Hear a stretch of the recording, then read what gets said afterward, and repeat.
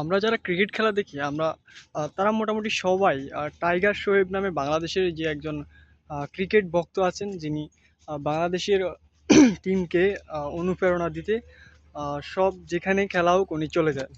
তো আমি অনেক দিন ধরে দেখতেছি যে এই লোকটাকে নিয়ে যে কোনো ধরেন কোনো পোস্ট করা হলে সবাই হা হা দিয়ে, মানে হা ব্যাপার না, মানে নেগেটিভ কমেন্ট করে, তো ওনাকে মনে হয় যেন কেউ সহ্যই করতে পারে না, এরকম একটা অবস্থা।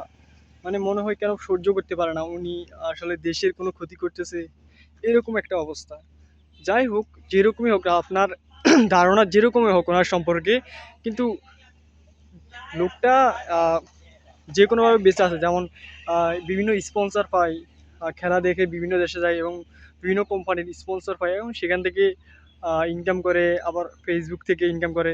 যাই হোক না, মানে একটা লোক কোনোভাবে নিজের জীবন জীবন চলতেছে, তো আমরা এখানে আমাদের এখানে জ্বলতেছে কেন, এটাই বুঝি না।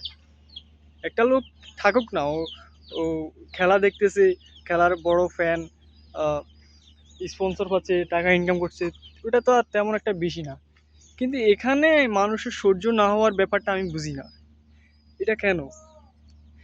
যাই হোক, আমি জানি না আপনাদের কার কীরকম ধারণা ওনাকে নিয়ে। তো আমি মনে করি যে আহ, একটা মানুষ যদি এভাবে চলতে পারে তাহলে তো সমস্যা নেই, তাহলে আমাদের কোনো সমস্যা হওয়ার কথা না। চলুক না, যদি আমাদের ক্রিকেটের কারণে যদি একজন মানুষ ভালোভাবে চলতে পারে তাহলে তো ভালোই।